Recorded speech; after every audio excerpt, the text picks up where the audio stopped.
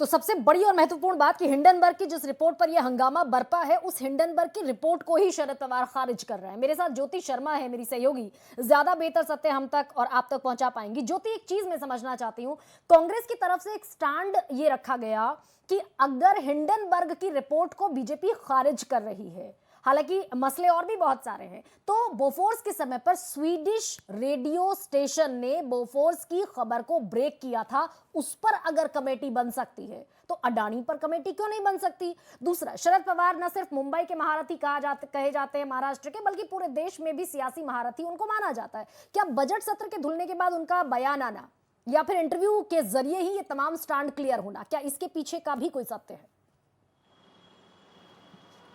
देखिए गरिमा जी, आपको बताना चाहूँगी बोफोर्स की रिपोर्ट और हिंडनबर्ग की रिपोर्ट में बहुत अंतर है, पहली चीज़। और दूसरी चीज़, जहाँ तक बात रही शरद पवार के बयान की, तो शरद पवार हमेशा अपने राजनीतिक कदमों को बदलते नज़र आए हैं और यही उनका एक बहुत ही कह सकते हैं कि बड़ा स्टेप होता है राजनीति में, जो पूरे दाव पेच को बदल देता है। महाराष्ट्र की राजनीति हो या कोई भी, जिस तरह से उन्होंने विपक्षी दल की एकता को पर बड़ा सवाल खड़ा किया है ये बयान देकर।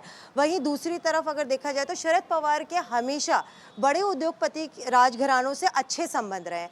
ऐसे में उनका ये कहना कि हमेशा जब कांग्रेस की सरकारें हुआ करती थी, इंदिरा गांधी के समय भी उस वक्त टाटा बिरला को आप टारगेट किया करते थे, जबकि उद्योगपति देखा जाए तो देश के विकास में एक बड़ा हाथ उनका रहता है। ऐसे में उनको टारगेट करना सही नहीं है। आज की सरकार में अंबानी अडानी जैसे बड़े उद्योगपति हैं, तो ये पूरी तरह से गलत है। अगर मामले की जांच करनी ही है तो सुप्रीम कोर्ट करे।